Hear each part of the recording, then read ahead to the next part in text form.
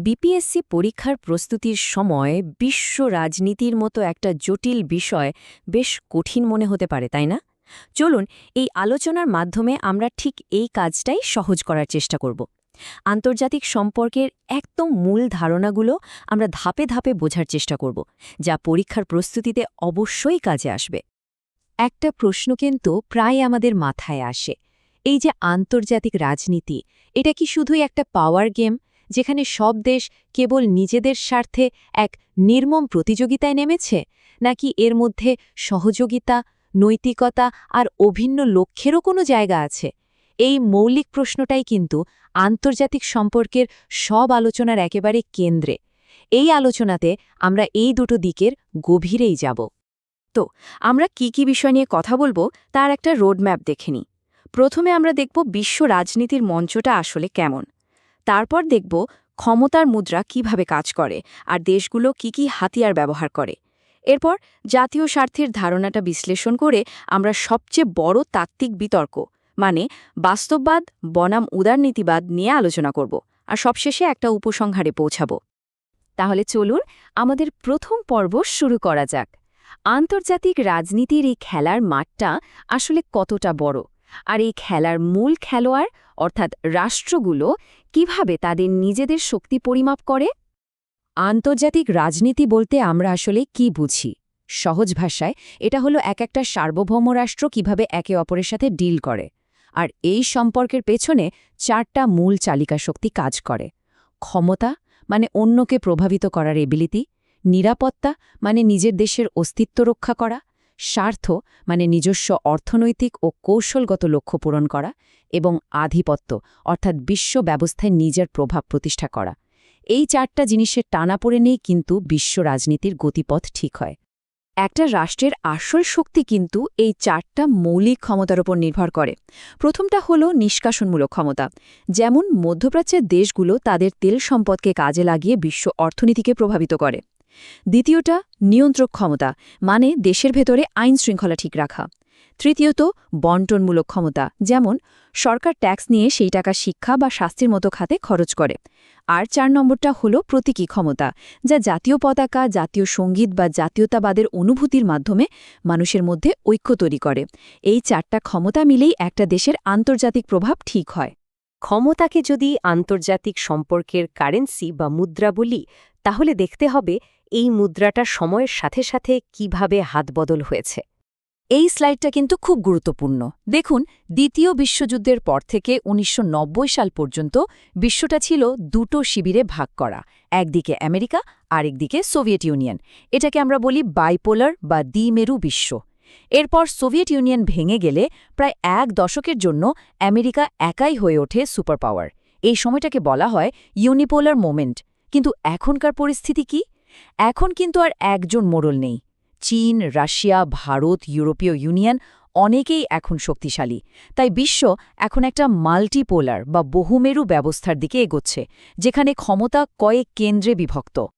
আচ্ছা, এই যে দেশগুলো একে অপরের ওপর প্রভাব খাটায়, তারা ঠিক কী ধরনের অস্ত্র বা টুলস ব্যবহার করে? চলুন সেটা একটু খতিয়ে দেখা যাক। ক্ষমতার দুটো খুব পরিচিত রূপ আছে। একটা হলো হার্ড পাওয়ার। নাম শুনেই বোঝা যাচ্ছে এটা বেশ কঠিন আর জবরদস্তমূলক, মানে মিলিটারি অ্যাকশন বা অর্থনৈতিক নিষেধাজ্ঞা দিয়ে কাউকে কিছু করতে বাধ্য করা, যেমন রাশিয়া ইউক্রেনে যা করেছে। আর এর ঠিক উল্টোটা হলো সফট পাওয়ার। এই ধারণাটা দিয়েছেন রাষ্ট্রবিজ্ঞানী জোজেফ নাই। এখানে জোরের কোনো ব্যাপার নেই, এখানে আছে আকর্ষণ, মানে একটা দেশের সংস্কৃতি, যেমন ধরুন হলিউডের সিনেমা বা কে পপ, অথবা তাদের গণতান্ত্রিক মূল্যবোধ দিয়ে অন্যদের প্রভাবিত করা।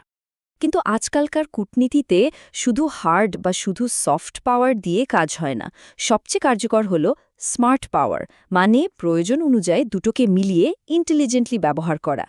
চীনের বেল্ট অ্যান্ড রোড ইনিশিয়েটিভ কিন্তু এর একটা দারুণ উদাহরণ। একদিকে তারা বিশাল অঙ্কের লোন বা ইনভেস্টমেন্ট করছে, যা এক ধরনের হার্ড পাওয়ার, আবার অন্যদিকে সাংস্কৃতিক বিনিময় আর উন্নয়নের স্বপ্ন দেখাচ্ছে, যেটা সফট পাওয়ার। এই দুয়ের মিশেলেই তারা তাদের প্রভাব বিস্তার করছে। একটা দেশ যখন কোনো সিদ্ধান্ত নেয়, তখন কোন জিনিসটা তাদের পথ দেখায়? এর উত্তর একটাই, তার জাতীয় স্বার্থ বা ন্যাশনাল ইন্টারেস্ট। এখন এই জাতীয় স্বার্থ কিন্তু আবার দুই রকম। একটা হলো কোর ইন্টারেস্টস বা মূল স্বার্থ। এটা হলো দেশের অস্তিত্বের প্রশ্ন, যেমন বাংলাদেশের সার্বভৌমত্ব। এটা নিয়ে কোনো আপোষ চলে না। আর একটা হলো প্যারিফেরাল ইন্টারেস্টস বা প্রান্তিক স্বার্থ। এগুলো গুরুত্বপূর্ণ কিন্তু অস্তিত্বের জন্য অপরিহার্য নয়। যেমন কোনো একটা দেশের সাথে বাণিজ্য চুক্তি, প্রয়োজনে অন্য সুবিধার জন্য রাষ্ট্র এখানে ছাড় দিতেও পারে, কিন্তু মূল স্বার্থে কখনোই নয়। এই উক্তিটা কিন্তু খুব সত্যি। একটা দেশের ভেতরে তো অনেক গ্রুপ থাকে, সবার নিজস্ব স্বার্থ থাকে। যখন এই ছোট ছোট স্বার্থগুলো দেশের বড় স্বার্থের চেয়েও গুরুত্বপূর্ণ হয়ে ওঠে, তখন কিন্তু পুরো জাতিকেই তার ফল ভোগ করতে হয়। ফরেন পলিসি ঠিক করার সময় এটা একটা বিশাল চ্যালেঞ্জ। এবার আমরা আন্তর্জাতিক সম্পর্কের সবচেয়ে বড় বিতর্কে ঢুকব। দুটো শক্তিশালী তত্ত্ব যা প্রায়ই বিপিএসসি পরীক্ষার লেখার জন্য খুব জরুরি হয়ে পড়ে। এই দুটো তত্ত্ব হল রিয়েলিজম বা বাস্তববাদ আর লিবারেলিজম বা উদারনীতিবাদ। বাস্তববাদীরা মনে করেন আন্তর্জাতিক অঙ্গনটা একটা নৈরাজ্যের জায়গা। এখানে কোনো বিশ্ব পুলিশ নেই, তাই টিকে থাকতে হলে প্রত্যেকটা দেশকে শুধু নিজের শক্তি বাড়াতে হবে আর নিজের স্বার্থ দেখতে হবে। নৈতিকতার কোনো জায়গা এখানে নেই, যেমনটা আমরা দেখি আরব ইসরায়েল সম্পর্ক স্বাভাবিক করার ক্ষেত্রে, যেখানে স্ট্র্যাটেজিক লাভটাই আসল কথা। অন্যদিকে উদারনীতিবাদীরা এতটা হতাশ নন। তারা বিশ্বাস করেন যে আন্তর্জাতিক আইন, জাতিসংঘ এবং পারস্পরিক সহযোগিতার মাধ্যমে শান্তি আনা সম্ভব। তাদের কাছে নৈতিকতা খুব গুরুত্বপূর্ণ, যেমন ফিলিস্তিনের মানুষের অধিকারের পক্ষে দাঁড়ানো। এটা একটা আদর্শবাদী অবস্থান, যেখানে নৈতিকতাটা স্বার্থের ওপরে।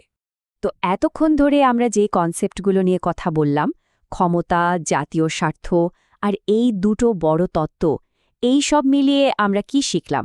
পরীক্ষার জন্য কোন বিষয়গুলো আমাদের বিশেষভাবে মনে রাখতে হবে? বিপিএসসি পরীক্ষায় আন্তর্জাতিক সম্পর্ক নিয়ে লিখতে গেলে এই পয়েন্টগুলো একটা দারুণ কাঠামো দেবে। যেমন রাষ্ট্রই মূল খেলোয়াড়, ক্ষমতার ভারসাম্য কিভাবে বদলেছে, ফরেন পলিসি টুলস কি, জাতীয় স্বার্থের ভূমিকা, আর অবশ্যই বাস্তববাদ বনাম উদারনীতিবাদের এই ক্লাসিক বিতর্ক। এই বিষয়গুলো মাথায় রাখলে যে কোনো বিশ্লেষণ অনেক বেশি গোছানো আর গভীর হবে। সব শেষে চলুন একটা বাস্তব প্রশ্ন নিয়ে ভাবা যাক, যা আমাদের পুরো আলোচনাটাকে এক জায়গায় নিয়ে আসবে। বাংলাদেশের কথাই ধরুন, একদিকে আছে অর্থনৈতিক ও প্রযুক্তিগত সুবিধার জন্য ইসরায়েলের সাথে সম্পর্ক করার একটা বাস্তববাদী চিন্তা, আরেকদিকে আছে ফিলিস্তিনিদের অধিকার রক্ষার একটা আদর্শবাদী অবস্থান। এটা কিন্তু বাস্তববাদ আর আদর্শবাদের মধ্যে একটা সরাসরি পছন্দের বিষয়। এই বিতর্কটাই আমাদের দেখিয়ে দেয় যে বিশ্ব রাজনীতিতে কোনো সহজ উত্তর নেই। প্রশ্নটা হলো, একটা দেশের জন্য কোনটা বেশি জরুরি, যা তাকে শক্তিশালী করে নাকি যা করা নৈতিকভাবে সঠিক? এই উত্তরটা আপনাদেরই খুঁজে বের করতে হবে।